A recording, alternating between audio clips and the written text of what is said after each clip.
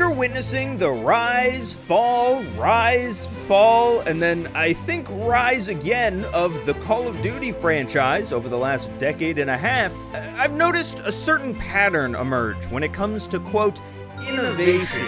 Every single year, the game will add a couple of brand new elements to it. Things like blind fire, zip lines, or tier list perks that the trailers would make you believe is a major new part of the game. Like everyone's just gonna be ledge hanging and pistol drawing on their way to rescue a prisoner from this guy.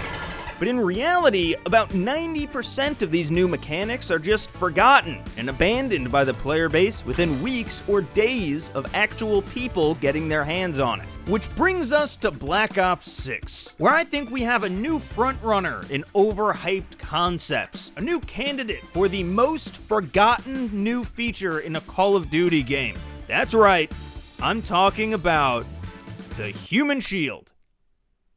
Sorry, did you think I meant something else, or? But that got me thinking about more of these old mechanics from older Call of Duty games. Things that were once hailed as innovation to a tired formula, but ended up being nothing but an abandoned talking point left in the restroom at COD Next. But some of them I think deserve another look. So today, I'm gonna shine a light on a few that need to make a comeback.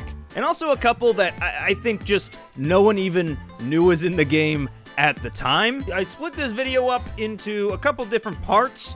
I'd tell you exactly how many, but I forgot. And the first part I have titled Game Changers, in quotes, to show that I'm being sarcastic. These are for things that somehow changed the way that the game is played, consumed, digested, or regurgitated by a community manager somewhere, and are usually pitched as the next best thing. The thing that the series will latch on to for years to come. And with a bit of luck, it'll become as synonymous with COD as guns, perks, and burnout.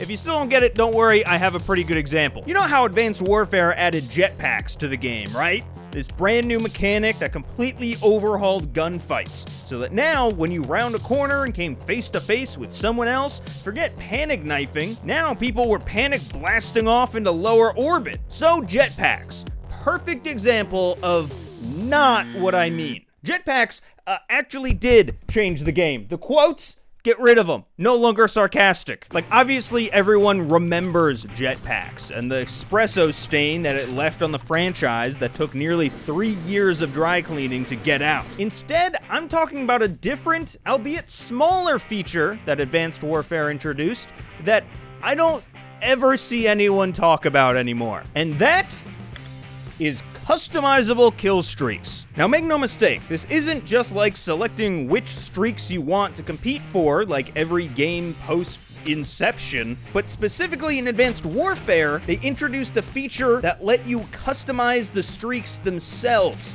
making them more or less powerful and changing the score cost accordingly. For example, on the UAV, you could add extra time or enemy direction arrows to it. Then on care packages, you could literally spend points to get better odds, which ironically is only the second most casino for kids-esque feature of that game. But this idea was never really followed up on, and to be honest, I don't disagree with their decision to abandon it, because honestly, like, who cares? But one forgotten feature that actually was later iterated upon and is currently like the DNA of Call of Duty is something called the lean from Call of Duty Ghosts. In this game, the lean was contextual, meaning that there wasn't an actual button press. You just had to approach a leanable surface in ADS, kind of like Rainbow Six's leaning, but softened, like most things that COD does compared to other FPS titles. That's right, eat your heart out, corner splicing and mounting.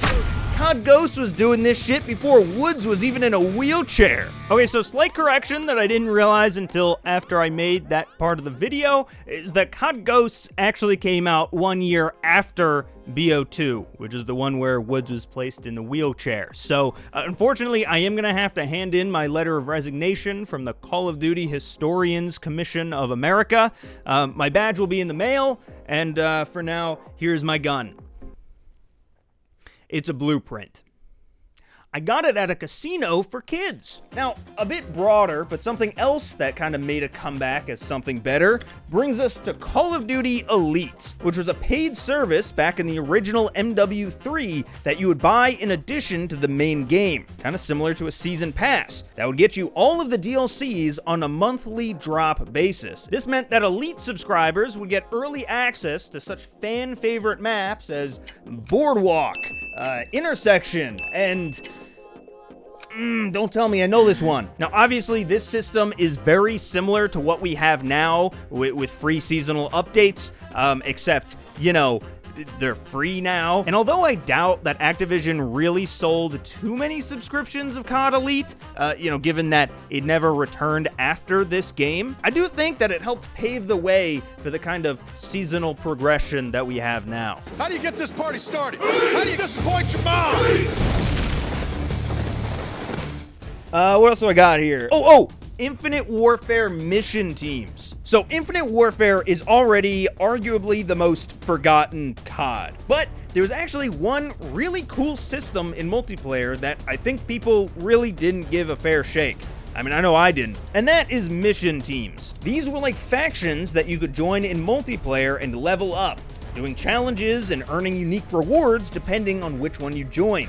Almost like gyms in Pokemon Go, I think. I never really played Pokemon Go or Advanced Warfare for that fact. So you know what? Just don't even listen to me. And then there's strike chains from the original Modern Warfare 3 that desperately need to make a comeback. This was a unique kill streak system that let you choose between 3 different ways of earning streaks. There was the assault strike chain, which is exactly like normal. You get kills, you earn kill streaks. You die, it resets to 0. But then there was the support strike chain, which was generally full of less lethal kill streaks, but your progress toward those streaks wasn't reset on death. And then there was the specialist strike chain, which awarded you perks every 2 kills that you got instead of traditional streaks. And after like 10 or so, the game would just say, fuck it, here's every perk in the game, and you were like fucking Superman. It was incredible. Loved it. And honestly, it was pretty well balanced back in the day and actually added a bit of variety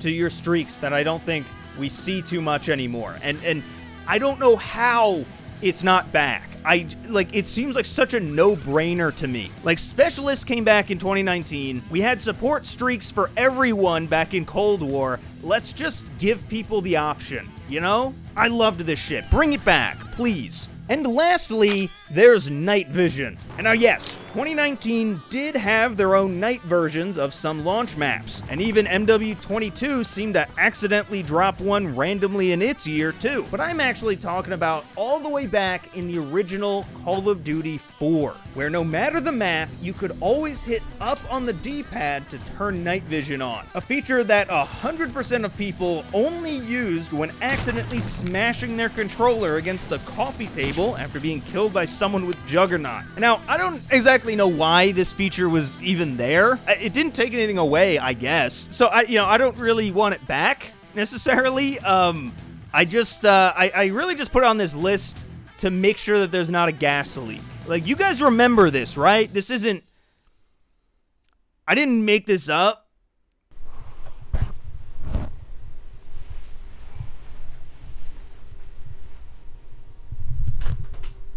Let's talk about customization.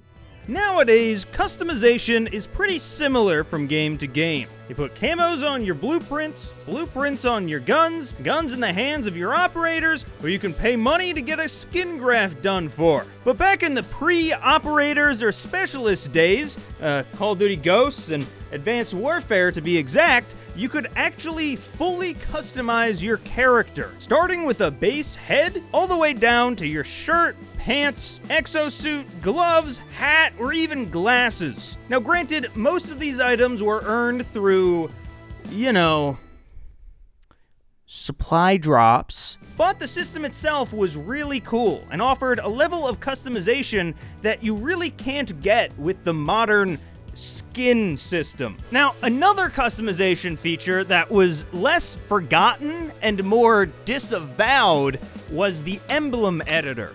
See, after 2009's Modern Warfare 2 rocked everyone's Glocks off with the idea of putting a little picture next to your name, Treyarch got in the lab for Black Ops 1 and thought, what if we just let everyone make their own little pictures to put next to their names instead? And if you have any critical thinking skills at all, you would realize that is not a very good idea. And then on top of that, the World War II version of the Emblem editor even had a browse feature where you could look through other people's creations on kind of a leaderboard, which even to this day is concerning. So yeah, I think it's probably for the best that we don't have this anymore. And now we're on to part 3 of 3, progression. See, Call of Duty has this nasty habit of reinventing the wheel when it comes to progression almost every single year, with the most recent example being Black Ops 6 finally bringing back Prestige Mode, a feature that no one had an issue with, but they decided to shelve anyway because...